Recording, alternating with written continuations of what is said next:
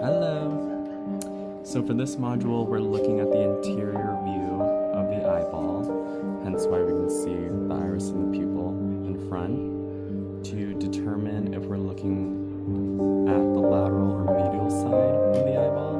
We're going to look for this gland here, this big bulbous gland on the eye. It's called the lacrimal gland. It's responsible for tear production. On the opposite side, the medial side, you can't see it on this module, but there's going to be another sac on the medial side. It's called the lacrimal sac, and it's responsible for the same function as the gland as well. Next, we're going into the muscles of the eye. On the medial side here, you'll see the medial rectus. It's responsible for side-to-side movement along with the lateral rectus, which is on the opposite side. Now, on the top and the bottom of the eye, there are also two muscles. This is the superior rectus, and on the bottom here, you'll see this red portion. That's the inferior rectus. These both are responsible for up and down movement of the eye. And then for the obliques, you'll see this kind of looks like a horn on this model, but it sticks out here. That's the superior oblique. It's responsible for moving the eye down and in towards the nose. And then on the side here, underneath that lateral rectus, you'll see this muscle here. That's the inferior oblique. It moves the eye up and outward. Both of the obliques also rotate the eyeball, which is super important. So the lateral rectus muscle, I'll turn it again, is innervated by the abducens nerve, which is the cranial nerve 4, which essentially just controls the movement of this muscle. Whereas, if I turn this model,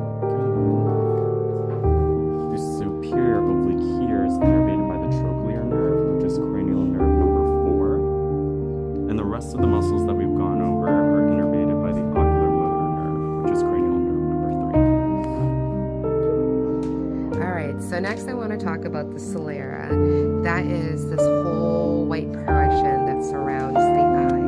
It is tough and it provides structural support and protection.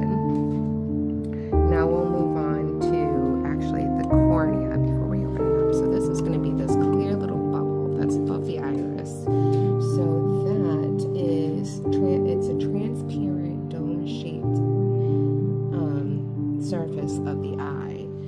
And now we are going to do the interior chamber. So if we were to take this off, and you're going to see that dome shape of the cornea. So inside that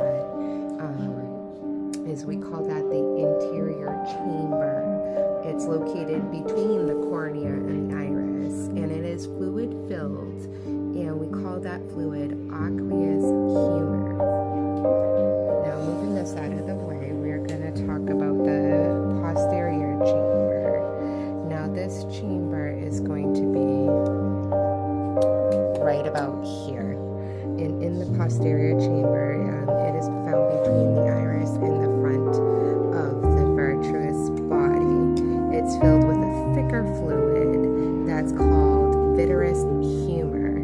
And now that brings us to the lens. I'm going to pull this out. So this is our lens. The lens, again, is located behind the iris.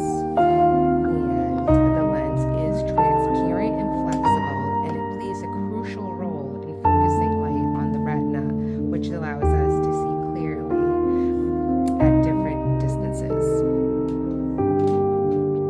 So we're going to be talking about the middle layer. So this right here, the brown, that's your iris. And that's the colored part of the eye, which surrounds the pupil and controls how much light enters into the eye. And then the middle part, which is your pupil, that regulates the amount of light entering.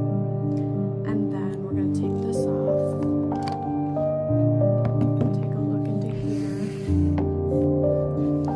So right here, this red part